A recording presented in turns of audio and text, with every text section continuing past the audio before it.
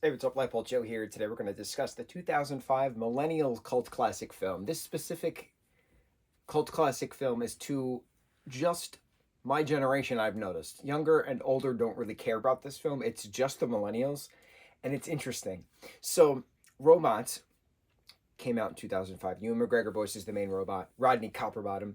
Small town robot from Rivet Town has big dreams of meeting his inventor idol, Mr. Bigweld, in Robot City. He travels to Robot City and meets Fender, voiced by Robin Williams, his sister Piper, voiced by Amanda Bynes.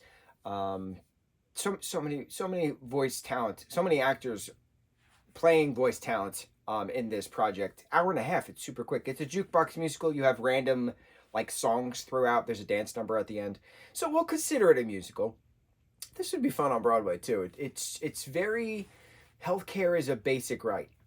And when you watch this when you're younger, I was 15 when this came out, my brother was 13. I remember seeing it in the theaters, laughing our asses off. I remember watching it consistently at home afterwards because it's fun. It's visually stunning, it's comedic, but it has heart to it, and it's just an entertaining film. You know, Robin Williams does a lot of ad lib in any project that he did. So I would love to watch a behind the scenes of certain things he ad-libbed to then put to his Fender character, because his Fender character is wonderful.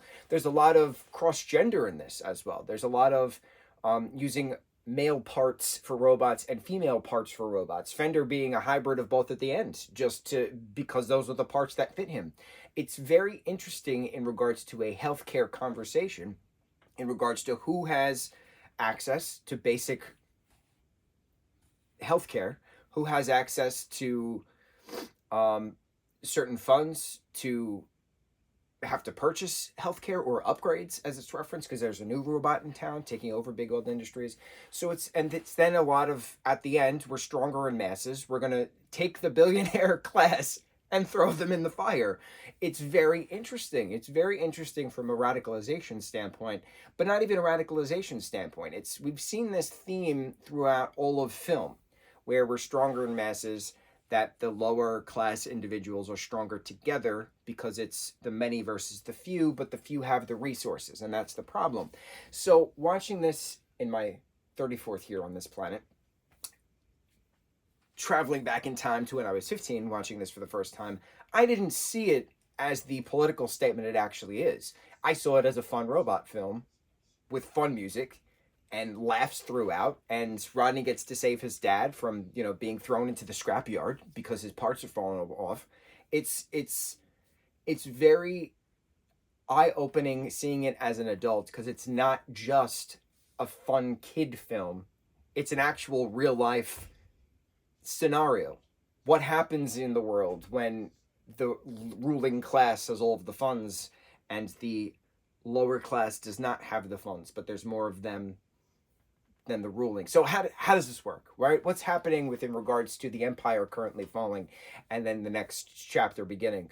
So it's a good finale film, if you will. It's a good eye-opening film, but it's just a fun film. When you take out that whole what's happening in the world around you aspect and just watch it for what it is, it's a perfectly constructed story. You have a beginning, you have a middle, you have an end. You have three distinct acts.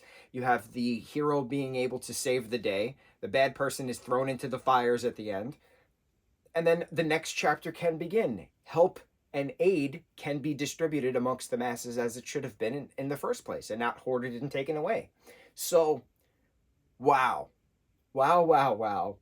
It's funny, going back to one of my original statements, that it's only specifically well received within regards to the millennial group. I don't know many younger folk who actively watch this and say, oh my goodness, how amazing this is.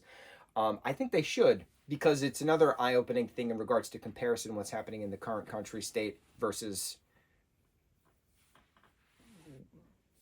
what it was, kind of a thing. Granted, in hindsight, it was always like this. It's just been amplified further because of things that are going on. So what happens next, right? What happens next? What positive, progressive aspect can we happen next, right? What progress can this country obtain within regards to healthcare being derived from this film? What individuals have been so inspired by this film in regards to healthcare being a basic functional right for any individual.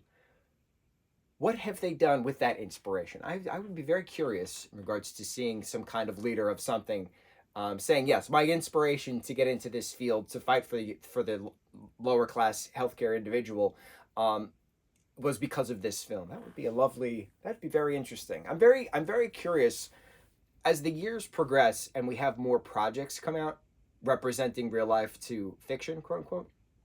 A lot of stuff is very inspiring and lights the flame under the butt kind of a thing to kickstart things. So I'm very curious moving forward what leaders of groups, what leaders of companies, what leaders of political parties are going to start stating inspiration from certain projects, certain books, certain films, certain TV, certain stage productions. I'm very curious, certain music. I'm very curious when that's going to start, when somebody's going to be interviewed and say, oh yeah, I watched this film when I was a kid and I was like, wow, healthcare is a basic right.